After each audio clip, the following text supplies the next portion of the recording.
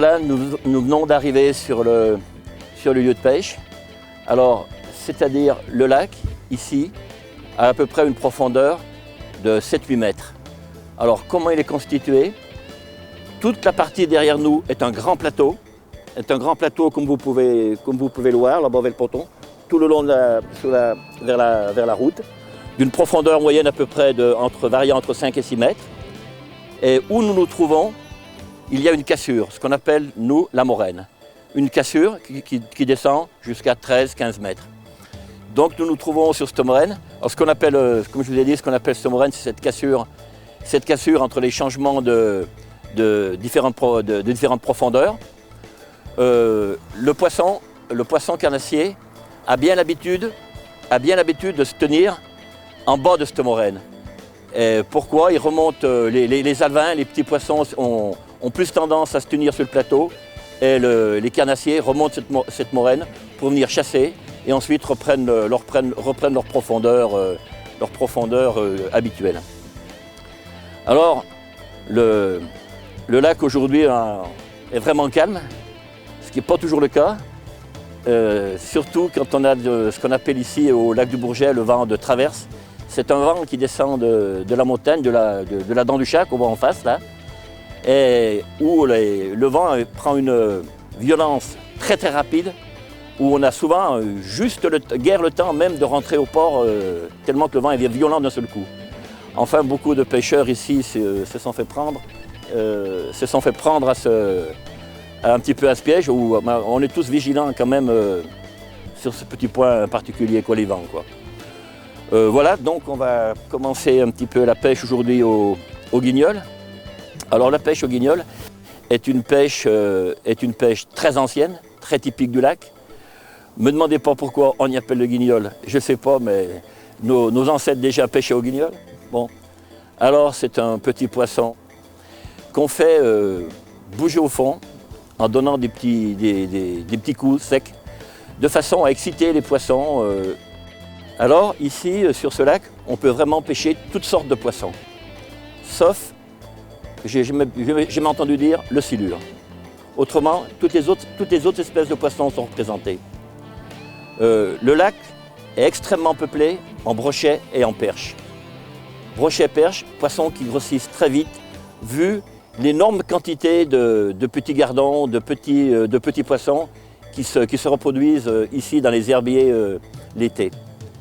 Du cendre, beaucoup de cendre, mais qui serait peut-être un petit peu en voie de régression, vu les gros efforts d'assainissement qui ont été faits dans le projet Grand Lac, qui rendent le lac un petit peu plus clair, plus pur. Par contre, au profit d'autres poissons, comme la truite, l'omble et le lavaret. Alors, la perche ici est très abondante. Au mois de juin, juillet, vous verrez toutes les familles ici venir avec la famille complète, venir pêcher le petit perchaud à la gambe, les petits perchauds de l'année. C'est assez traditionnel sur le lac du Bourget, la friture de perchaud qu'on trouve dans tous les restaurants là, aux alentours à partir du mois de juillet est quand même assez connue. Après, bien sûr, nous pouvons pêcher après vraiment de très grosses perches.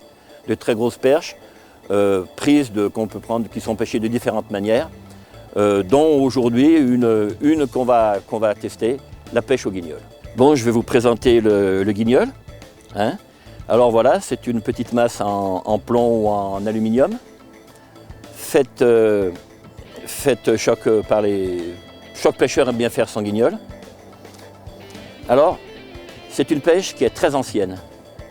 J'ai toujours connu les gens, le grand-père, du grand-père, de l'oncle, tout le monde a toujours pêché au guignol sur le lac d'Aix-les-Bains. Alors, c'est une pêche qui se pratique, en principe, l'hiver. Alors, le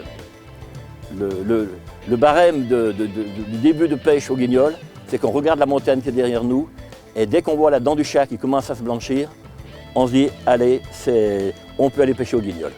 C'est un petit peu en fin d'automne, les premières gelées, dès qu'on va... C'est là, bon, c'est pas une pêche qui se pratique l'été, c'est une pêche d'hiver. Alors, il existe différentes sortes de guignols. Hein. Celui que j'ai dans les mains est fait en alu, avec une petite zébrée jaune. Pourquoi jaune? Parce que ça imite un peu au fond de l'eau, des fois, les zèbres un petit peu de la forme d'un petit cendre ou d'un autre petit poisson. Bon, peut-être que la couleur un petit peu est plus excitante pour certains poissons. Mais avec le même guignol, la couleur n'est pas vraiment capitale. On va plus avoir attaché d'importance sur le poli, sur le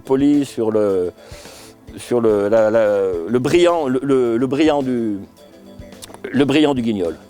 Un autre, pareil, fait en plomb, plus sommairement, peut-être pas si fin que le premier, mais bon, le jour où les perches sont vraiment en chasse, elles ne vont pas y attacher de grosses différences.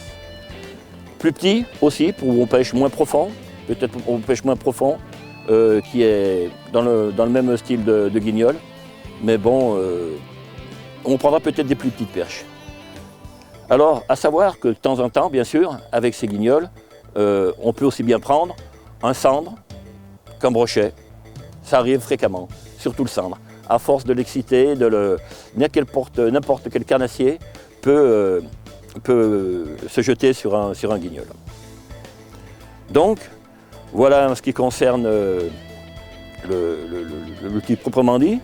Maintenant, on le pêche avec une canne, avec une toute petite canne, simple, vous voyez, faite tout simplement possible, sans moulinet, la plus légère possible.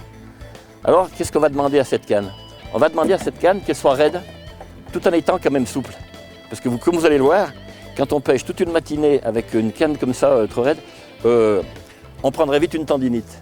Hein. Donc, il faut quand même pas trop limiter un petit peu la fatigue. Alors, une canne toute simple, hein, avec un nylon très costaud. Là, on ne regarde pas l'épaisseur, le diamètre du nylon. Hein. On ne va pas hésiter à mettre un 40 centièmes quoi que ce soit, parce que là, dès que le poisson est pris, on le monte directement avec sans fioriture, hop, on le jette directement dans le bateau. Hein. Là, c'est pas comme une pêche avec du fil fin où il faut épuiser un poisson. Hein. Là, le poisson se jette dessus au fond, il mord, que ce soit du fil fin ou du gros, il mord pareil, autant prendre du gros. Surtout qu'on arrive à prendre de très gros poissons avec ce mode de pêche. Donc, comme vous pouvez le constater, pas de moulinet. Pourquoi? Toujours dans le souci de légèreté de la canne. Hein. La plus légère possible, qu'on puisse sans moulinet, qu'on puisse la manœuvrer comme on veut. Comme je vous disais tout à l'heure, il y a 2 secondes, cette canne, on va la pêcher toute la matinée avec, il faut qu'elle soit le moins lourde possible. Hein. Alors, on a inventé ce petit système avec 2 petits crochets, avec des thermos rétractables qui bloquent et qu'on déplie comme ça. Voilà, tout simplement. 2 petits crochets en alu avec 2 thermos rétractables qui tiennent au bout de canne, qui remplacent le moulinet et qui ont une autre utilité aussi, c'est qu'on sait que cette partie, par exemple, fait 20 cm. En comptant le nombre de tours quand on va descendre, on va tout de suite, quelqu'un avec beaucoup d'habitude, on se rend compte tout de suite à quelle profondeur on pêche.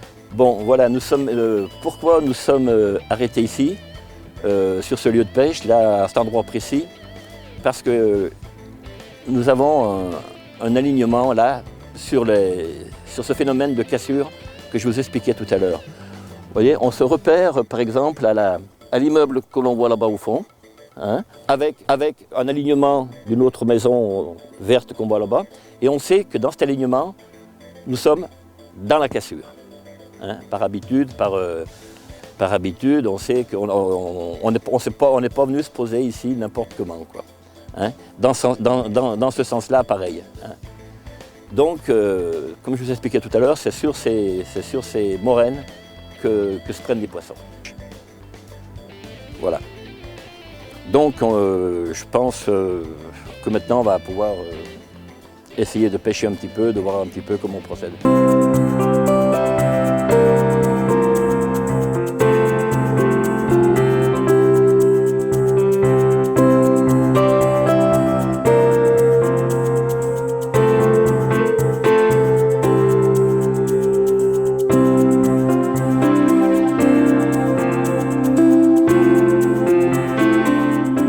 Bon, ben voilà, nous allons passer à l'action de pêche. Hein. Donc, nous allons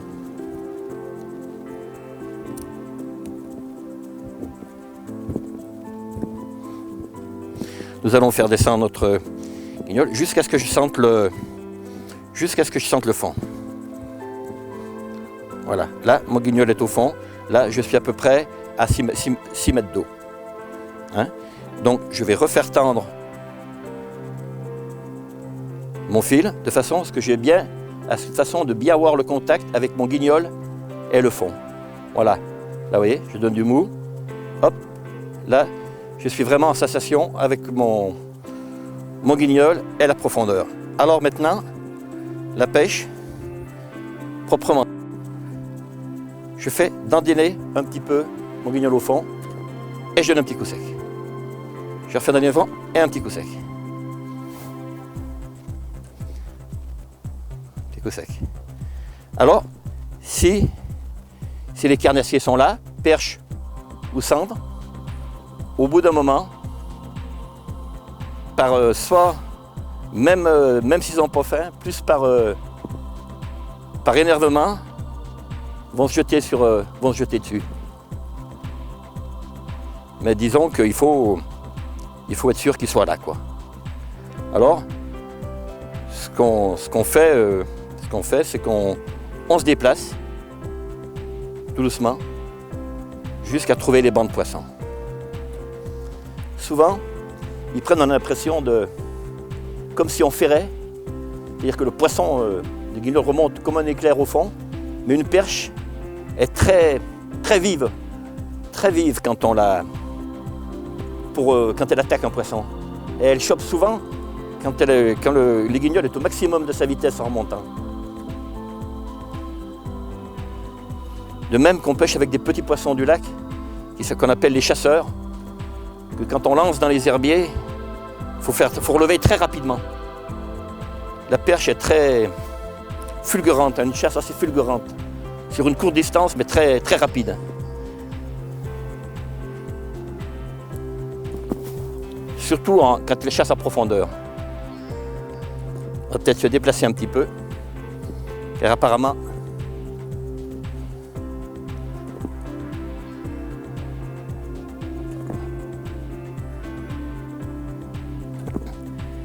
elles ne sont pas là. On l'aurait déjà touché. Alors, on va se déplacer un petit peu.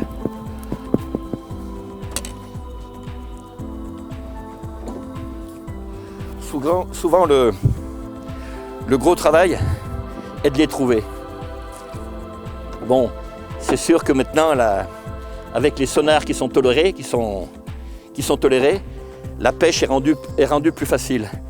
Bien que le sonar ne nous dit pas le genre de poisson que l'on voit dedans. Mais enfin, suivant les époques et les profondeurs, un pêcheur averti peut quand même deviner quel poisson il voit dans son écran, quoi. Donc on va essayer de se déplacer un petit peu.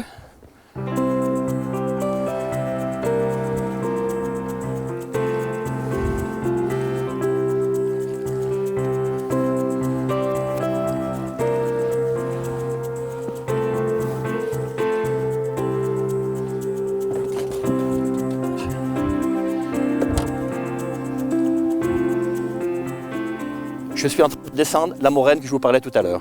Hein. Il a fallu que je remette un petit peu de fil. Là, je pêche un petit peu plus profond qu'il y a quelques instants. Alors, pareil. On fait dandiner et on essaye d'éjecter rapidement le guignol du fond. Alors souvent, le plomb lourd, en retombant sur un fond vaseux, provoque un petit peu d'éclaboussure, un petit peu de sable qui se relève, qui sort du fond, des sédiments, et attire aussi le poisson. Donc la perche, à cette époque de l'année, commence, bien que c'est un poisson qui vit en banc, la période du frai maintenant est à un mois et demi. Donc les perches se rassemblent souvent pour frayer où il y a du bois. La perche fraye beaucoup où il y a du bois, des gros herbiers. Donc, si je suis venu un petit peu ici aussi, c'est que je sais que là, nous sommes à proximité de gros herbiers.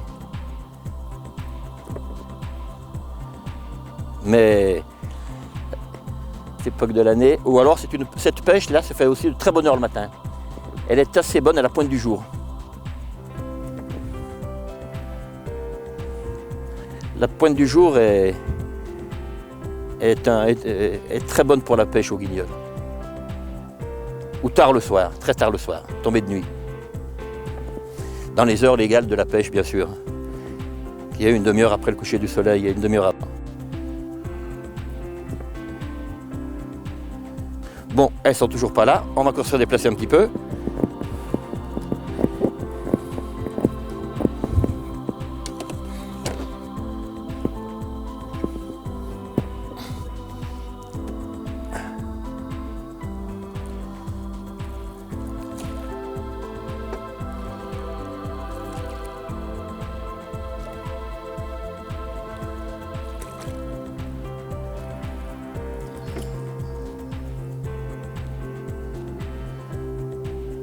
Bon, eh ben on va essayer un petit peu plus profond. Là, nous pêchons à peu près autour des 8 mètres.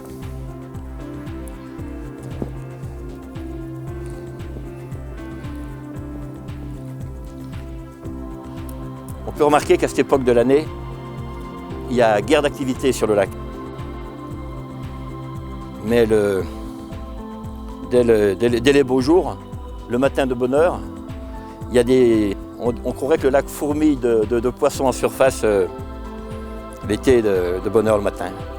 C'est assez spectaculaire. Là, il y en a une. Ben voilà, bon, ben elle est prise. En voilà une. Une jolie perche. Vous voyez. Voyez, belle perche, on la voit bien, qu'elles vont bientôt frayer, car on voit qu'elle a quand même un gros ventre. Hein. C'est une perche qui va, comme je vous le disais tout à l'heure, dans 1 mois et demi, elles vont commencer à frayer, quoi. Voilà une perche qui fait bien 400 grammes une livre. 400 grammes une livre. Une bonne livre. Voilà. Bon.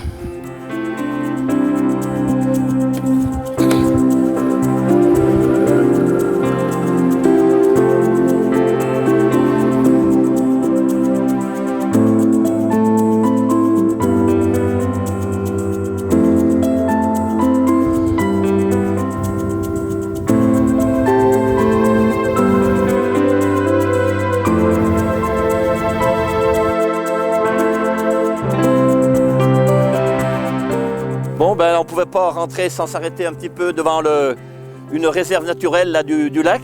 Hein. Anciennement, toute cette partie du lac s'appelait le territoire de la Baronne. C'était une baronne qui était propriétaire de toute cette partie du lac. Et là, on en a fait une réserve naturelle. Alors, on peut, ici l'hiver, toutes les sortes de canards, hein, le milouin, le morillon, bon, des colverts, il y en a toute l'année, mais et d'énormes quantités de sarcelles, d'oiseaux d'hiver viennent ici. Et là, ils sont déjà repartis. Ils sont déjà repartis dans les pays du Nord, quoi, hein, pour nicher. Donc, on peut voir encore beaucoup de cormorans, bien sûr. L'arbre là-bas tout blanc, c'est l'ennemi des pêcheurs, le nid des cormorans, qui avec les excréments, avec leurs excréments, bon ben, anéantissent complètement l'arbre, quoi. C'est une période où beaucoup d'oiseaux vont commencer sont déjà tous accouplés. Là, on ne voit pas, il n'y a pas une grosse faune actuellement sur le lac et que les eaux sont un petit peu hautes. Avec ces pluies récentes, les oiseaux sont peut-être un peu plus dans le marais. Et des observatoires ont été créés tout le long pour les écoles, comme on pourra voir plus loin, pour les écoles, tout ça. Et le week-end, beaucoup de gens viennent observer toute cette faune qui est splendide, quoi. Bon, à savoir aussi que dans le lac, la tortue cistude a été réimplantée.